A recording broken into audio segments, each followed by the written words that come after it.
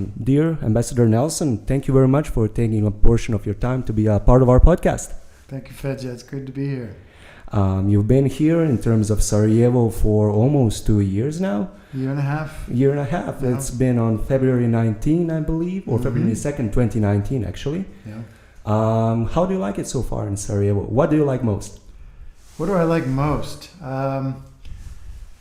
There's plenty to do. It's a very accessible city. I like how it's easy to walk around. It's easier to walk than to get in the car usually. How do you mean? Well, by the time you get in the car to go somewhere, right. Try and work your way through Basharshia, you might as well have walked. Yes. I enjoy walking the city. I enjoy exploring the country. There, it's sad it's not easy to get around. The roads are not the best. It takes hours to get to Banja Luka, 2.5 hours to Mostar. But there's plenty to explore here, and overall, it's a wonderful experience for me. Certainly, as the U.S. ambassador, but I think for every visitor here, they find people very open and welcoming. I think that's one of the common characteristics of the people around these areas. That is the Balkans, is like the warm-heartedness and openness to just about everyone coming like from outside or even from within the countries. But looking at your own career, it's been over 30 years that you've been a public servant as a career diplomat. Yeah. But I know that your bachelor's degree was in chemical engineering, then your master was basically a master's in business administration. How does a person with such an educational background begin his career in diplomacy? How did it happen for you? It was a bit accidental. I think one of the things that attracted me to the Foreign Service was the opportunity to have a career where I would be moving from challenge to challenge. One career with guaranteed success, guaranteed succession of assignments in different countries with different responsibilities.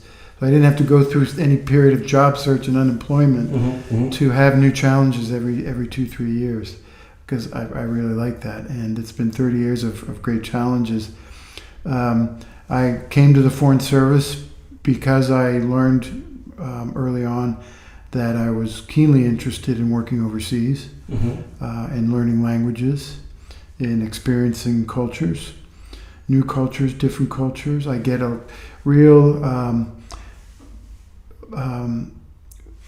sense of satisfaction, a real buzz out of finding out not so much where the differences are, but what are the commonalities. I find that very interesting, and that's true. That's one of the things I like about learning a language, is where you can find what are the common roots.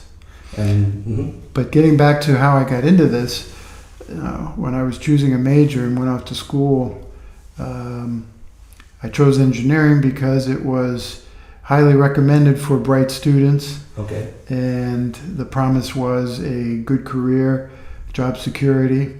However, the economy intervened in 1983 when I graduated. The price of oil hit a low, and in that day most chemical engineers went into the chemical or petroleum industries. Today chemical engineers work a lot in biochemistry and biotechnology, so it's a very different field since I studied. And frankly by the time I was winding up my studies, before my senior year, I took a summer to go to Germany to participate in an exchange program and work on my German. And that experience and getting back to university for my last year, I realized maybe I hadn't made the best choice of engineering. I had really clearly reached my maximum on enjoying math. There's only so much you can enjoy math. After partial differential equations, I did enjoy physical chemistry. I studied with Nobel physicist Robert Curl at Bryce, and I even got a top grade from him.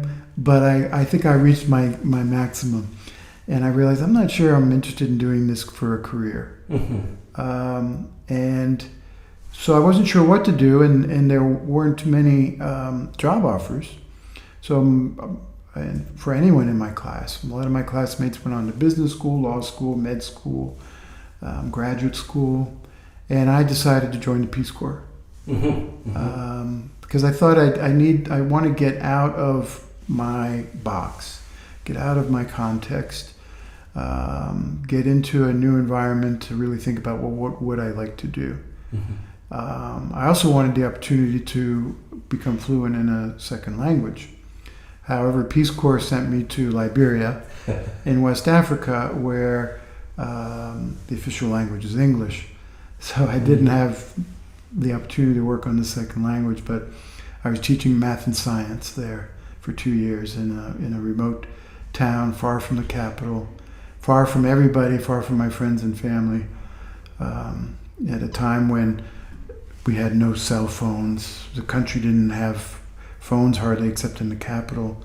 For me to write a letter home and get an answer to that letter was 4 weeks. So it was quite a remote and isolating and challenging experience.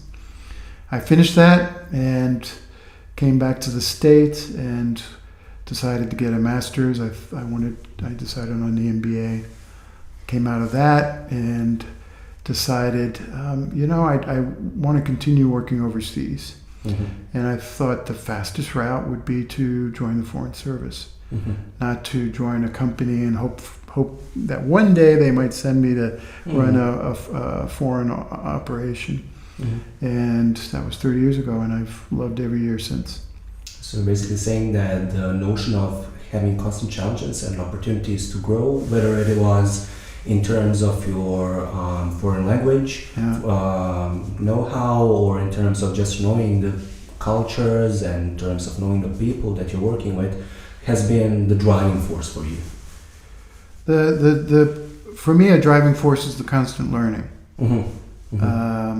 The constant challenge to learn and grow and develop. And certainly by moving to a new country, learning to understand a new language, a new environment, that's a big challenge. What has been the biggest challenge? If you had, if any sort of a particular challenge crosses your mind, whether it was in learning a specific language, whether it was in learning how to perhaps, in terms of the diplomatic service, I know there's a lot of protocols. What has been the most challenging thing perhaps to get used to? Oh, I don't have an answer for that.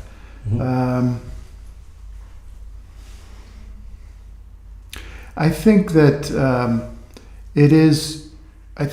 the biggest challenge is uprooting your family. Because for me, I have the job, and when I arrive in the new city, there's a job waiting for me, and that occupies me fully. All of us who have family take a family along with us. And so those who have children, those kids have to leave their friends behind, go to a new school. That can be an unpopular, move for a lot of kids. It's good stimulation, good challenge for them, but not easy. And then for spouses as well, it's hard because how do they keep their own career? And they are having to adapt. They have then a responsibility to help set up the family, set up the home in this very new environment without the office work to keep them busy, being confronted by a foreign language which they haven't had the same opportunity to study. So I think the biggest challenge is for the families that we hope will accompany us on this journey.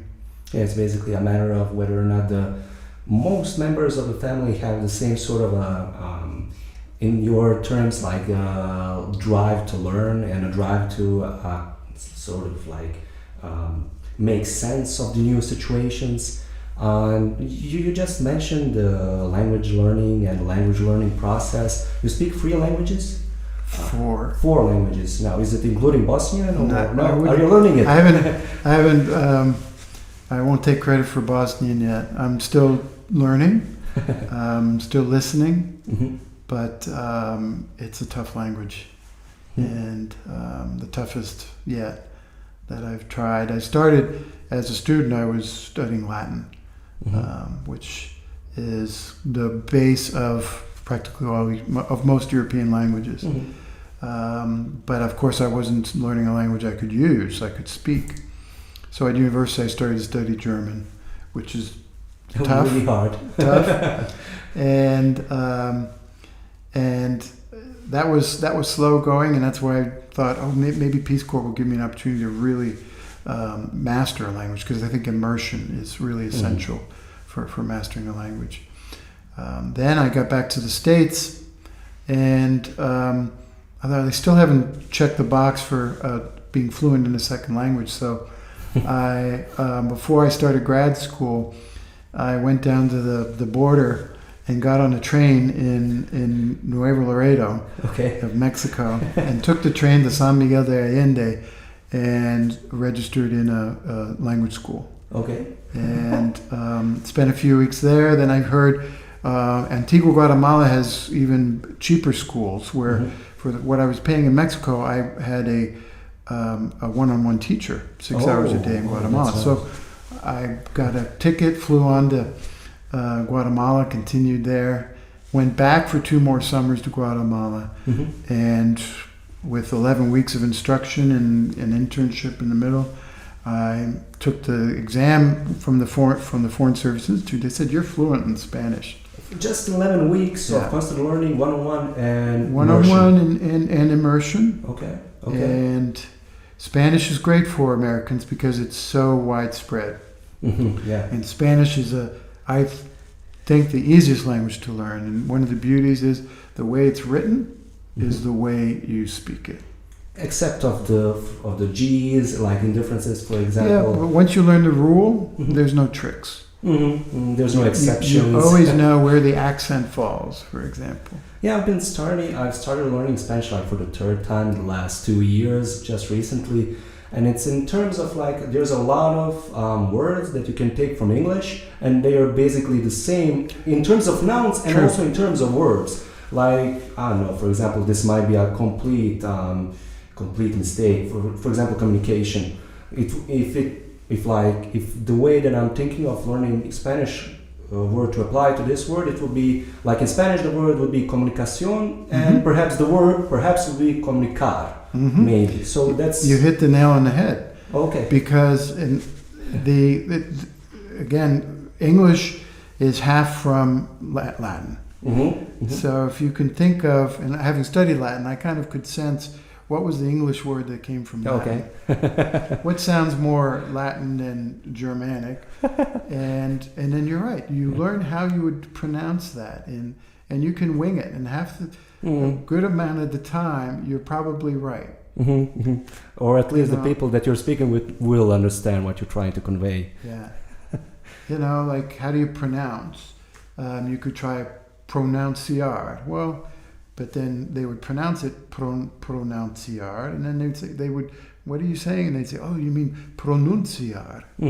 So there you are. You've, with not much effort, reached the actual word in Spanish. Spanish. So basically learn Spanish first and then maybe go to other languages. For example, I believe the easiest would be like perhaps Spanish, Italian, French, and then like try to go for German and for all of the articles and der, die, das, and so on. Now I went from Spanish to Italian, and I can read some French, but I embarrass myself if I try to speak it, because I often hear too, French is a little more complicated than the others. In terms of grammar, most accordingly. Yeah. Okay.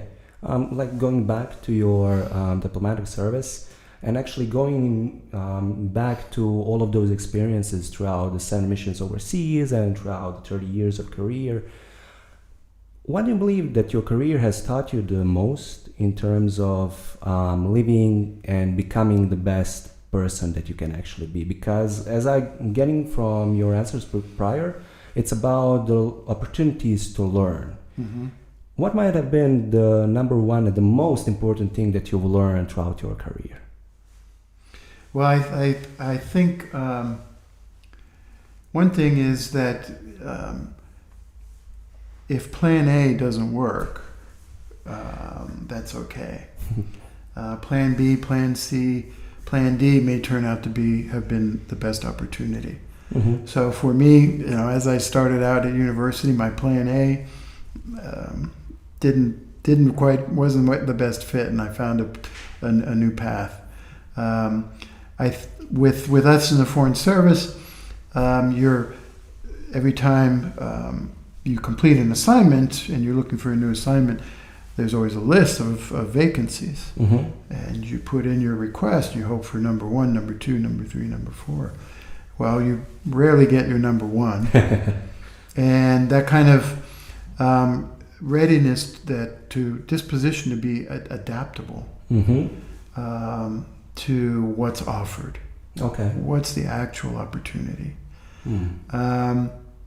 And to some extent also creating opportunities.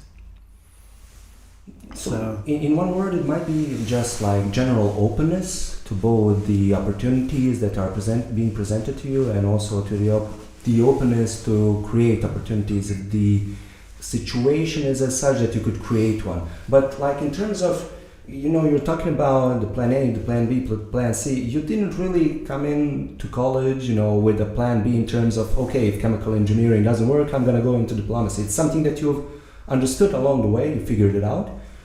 So do you think that notion of adaptability should be more in terms of, just being ready to fail as you go, or to have a plan laid out beforehand, to have both the Plan A, the Plan B, the Plan C, and Plan Z?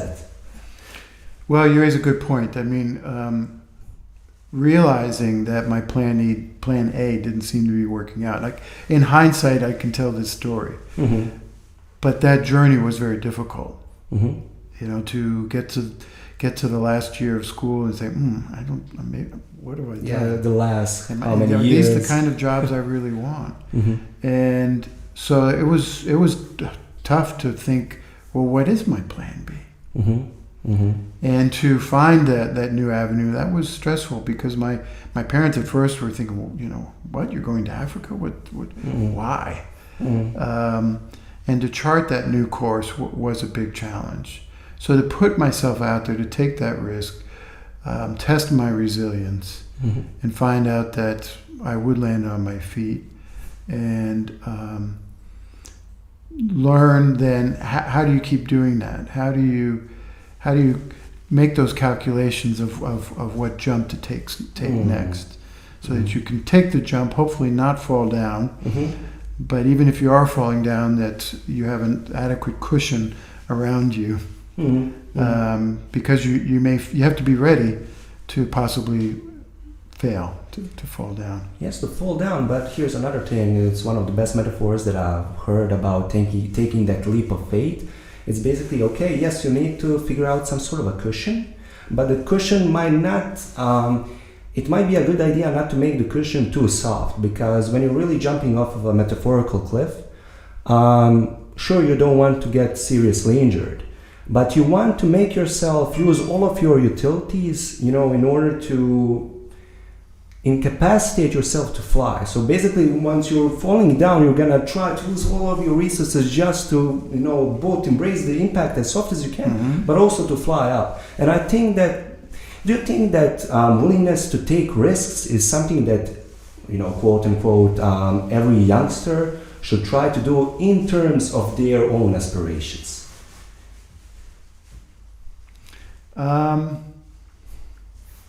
I think every person has a different risk tolerance. Yes, that's true. And I would also, I don't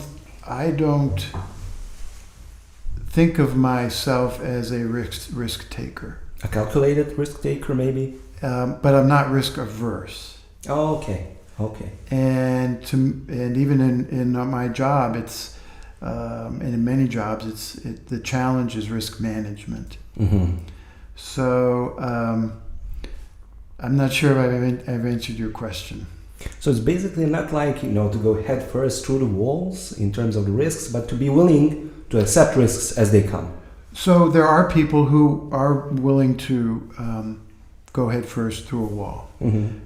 I admire tremendously entrepreneurs who have an idea and have the courage to build that idea from scratch. Mm-hmm. And to succeed as an entrepreneur, you really need to be ready to put everything in it. Mm-hmm. Your whole heart. People spend years trying to start up a business, launch a business, and be ready for it to possibly not work. Mm-hmm. And that's something I'm not sure I have in myself. Mm-hmm. You know? I take different calculated risks. You know, the risks I take in my career, I have this wonderful base Mm-hmm. of a career-long job. Yes. Mm-hmm. So my risks are I've got a good cushion. Yeah, in comparison, of course, to the entrepreneurial journey. So, not everybody's cut out to be an entrepreneur. Of course. But hopefully, people will. I hope that everyone would be willing to take the risk of challenging the barriers or the assumptions that they have about what their potential is. Mm-hmm. Mm-hmm. And because I think that you grow up and you grow up in your community, you grow up in your family, you learn a lot from that environment, you learn from your parents' expectations. They may have expectations that limit your potential. Mm-hmm. Mm-hmm. And one of the reasons that I liked getting overseas and getting into new challenges was that it challenged me to think about, well, what is my potential? Mm-hmm. And I find that in my career, the U.S. government sponsors a lot of exchange programs for young people. Yes. Mm-hmm. And they are so valuable, and I see this especially here in BIH, that until you go into that new environment and those constructs that you grew up with are removed and fall away, you may not see your potential, Mm-hmm. right? Mm-hmm. So, and this is why I think what's interesting is how much the BIH diaspora succeeds. Mm-hmm. Mm-hmm. Those who have left the country for opportunities elsewhere, as I find them online, they're hugely, very successful professionals in medicine and academia, in science, in business, and that it kind of took them leaving here to really discover their potential. So not everybody gets the chance to leave. Mm-hmm. Getting back to the idea of risk, but I hope, and I'm going to be talking about this in my upcoming TEDx talk, about the idea of connecting with other people. Oh yes, networking. Because you may have ideas, you may have interests, you may have passions that you may not find shared in your local environment. Mm-hmm. But you may find them down the road or across the border or across the globe, others who share your interest and your passion. And that kind of contact is another way to kind of think about, well, gee, what is my potential? Mm-hmm. Yes. It's well beyond what I've experienced up to now in gymnasium or in university. There's a big world out there, and you don't only have to leave here, but you need to connect with others in the world to really kind of see your life and see your community from others' eyes and from the outside, and you learn a lot from that. Yes, and I believe that, especially now in the era of internet, it's easier, way easier than it used to be. But, in terms of that potential, I was also a part of one of the exchange programs that the U.S. government has actually made possible in Bosnia and Herzegovina. It was the Youth Leadership Program. And of course, I was 15 years old back in the day.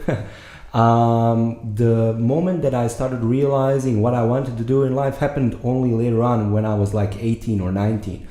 But one of the things that stuck with me now, of course, as Steve Jobs would say, connecting the dots, looking backwards, is that the experience of being abroad, in this case in the United States, had actually made me self-aware. Mm-hmm. I look at the period before the exchange program as not knowing, not thinking about who I am, and the period afterwards about, okay, I still have no idea who I am, but I'm trying to understand and I'm questioning, what are my beliefs? And that's a really, really potent idea that you're putting here. It's not only about realizing your potential. It's about understanding that the potential, the way that we look at it, no matter the community which we are in, in reality, is a lot broader than what we term it, actually. Yeah.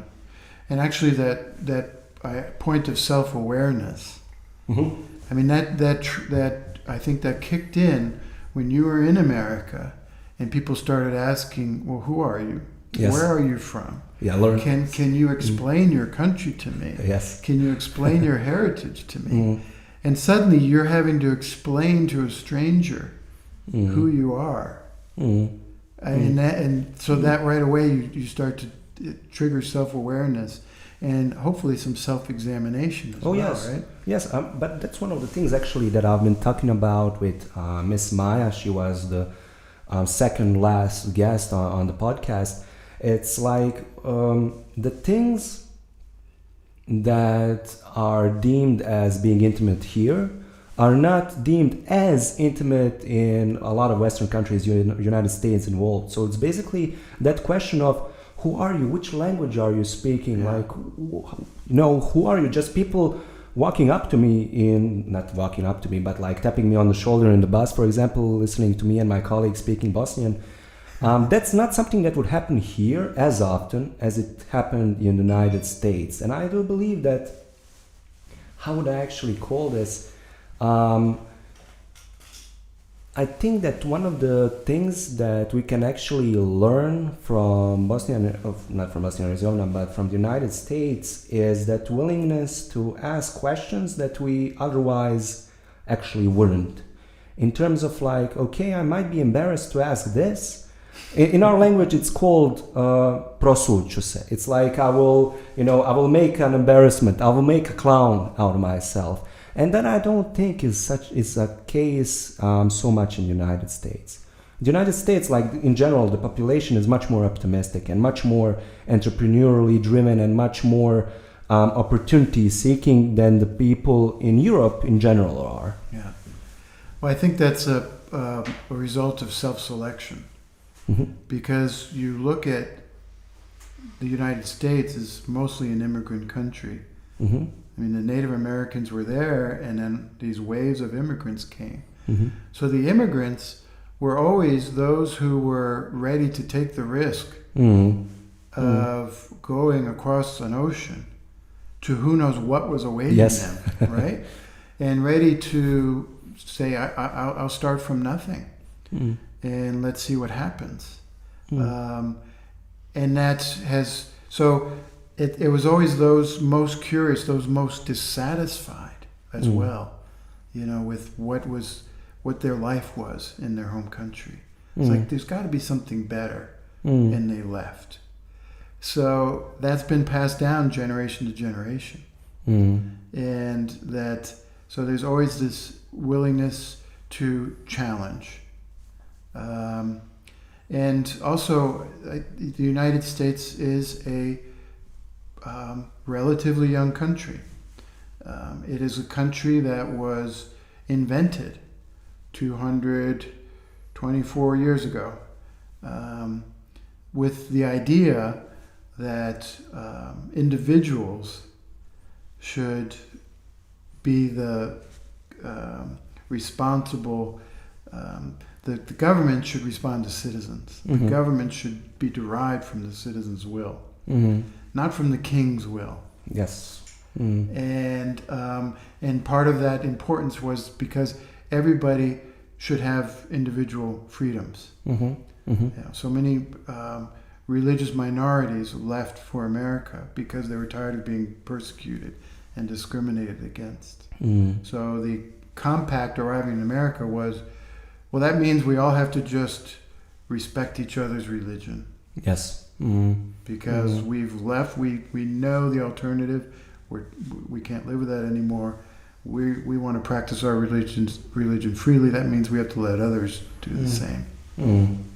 And so I think for the U.S., there is this constant building of the nation. And you see that with the successive waves of immigrants.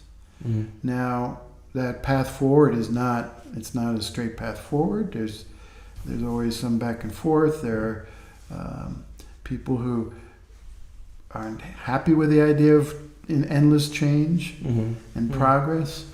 But it is a country that's constantly building itself, that's constantly thinking, isn't there a better way to do this? So thanks to that constant curiosity, we have the internet. Yes. We put a man on the moon. We have iPhones. We have all this technology and all these medical solutions because of the constant drive. And how do you think, because like the basic premise we've talked about is prior to the starting the episode, almost the literal translation of Touch On podcast would mean who do you think you are podcast. That's generally, of course, like a really pessimistic and cynical way of looking at the world in terms of when somebody tries to do something, they're trying to put them down. How do you see, of course, you've been here for a year and a half, almost 2 years, in Bosnia and Herzegovina. You had, of course, other experiences abroad with different cultures and different nations.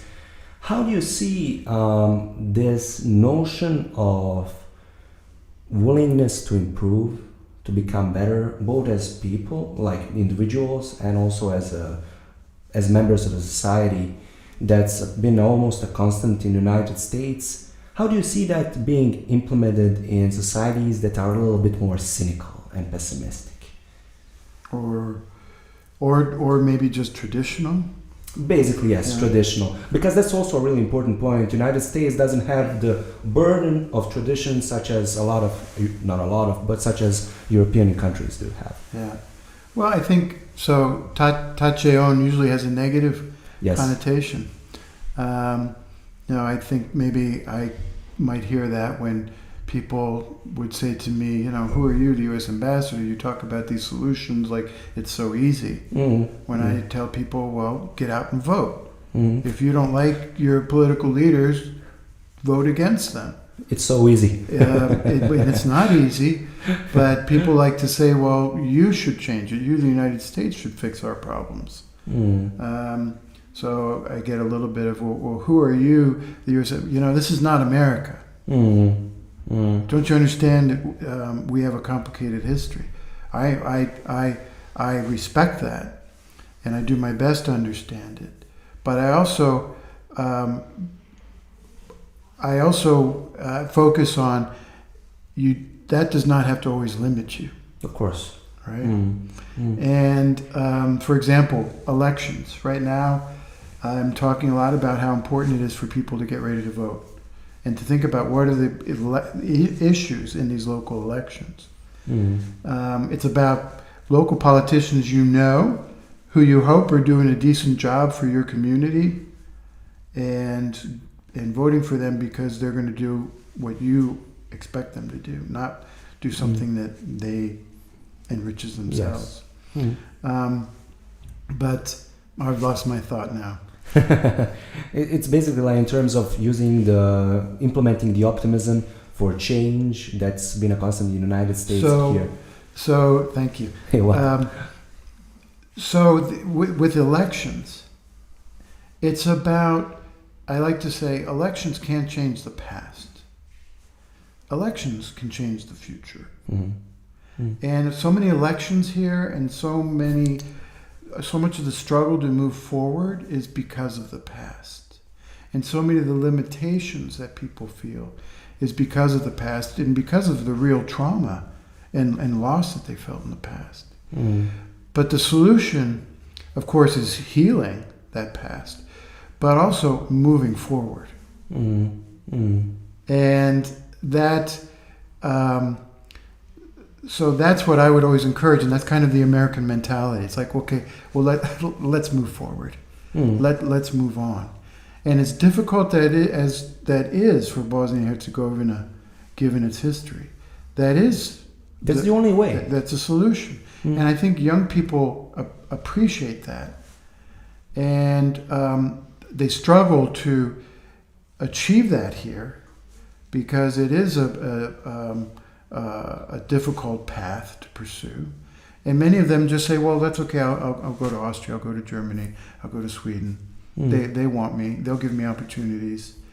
And I don't have to fight my own history, my own community, who are saying, no, we don't do that. So who do you think you are? Well, I'm the American ambassador who says, you can move forward. And we want to do our best to support you moving forward. Tacheon, it comes to mind when I think last year's Pride Parade, you saw some of that. Like, who does he think he is? It's like, well, you know what? I'm the U.S. ambassador and I'm gay. I choose who to support. I'm a person, I'm an individual. There's nothing to argue about there. I am who I am. And I have my family. My partner and I have been together for 17 years. So I'm sorry if you have a problem with that. Yeah, it's a matter of like looking at one's own business in terms of like people here. That's also another thing, and we're also approaching the 40-minute mark. So it's like one of the things here. It's not just about the burden of history, of course. It's a big burden, and it's a thing that needs to, as there's a saying in our language, translated into English, if people were meant to be looking behind themselves, they would have eyes on the back of their heads, not in front. So we should be looking in front. But also one of the second issue is, we should be more concerned about ourselves and the way that we can improve both ourselves as individuals and the society as a total than what other people are doing, than who other people are voting for, and what other people are thinking. It's like we, as ourselves, need to take on responsibility for our own thoughts, our own actions, and not like look at what like other people are thinking, who they're gonna vote, where they're going, and what they're doing. Yeah. So it's a really important message, and thank you very much for that. We're on the 38th minute. All right. We're gonna be looking at like to close it at 40 minutes. Thank you very much for your time. Thank you, Feza. Do you have any finishing remarks or things that you would like to share with the people who are going to listen and watch this episode? I hope the discussion was interesting today. Yes, indeed. And it's a nice opportunity to sit down and talk about big ideas like this. And I do want to just encourage everyone to vote. Think about how much you love this country. Think about how important the future is to you and how the future should belong to you. If you want a better future, I hope you have it here in this country and not just by leaving. It breaks my heart that so many people are planning an escape. I see many people succeeding here as entrepreneurs in various fields. It may be harder, but you have the support of the love of your family. So you have a bit of cushion. And change can happen here. And I see a strong minority of people and young people committed to that, and they give me real hope and inspiration. And I'm glad that we have programs like Beha Omladinski Lideri that give them more opportunity to develop their leadership skills. So for everybody interested, that's a bold program. You can look it up online on the U.S. Embassy's website as well. And it's a wonderful thing.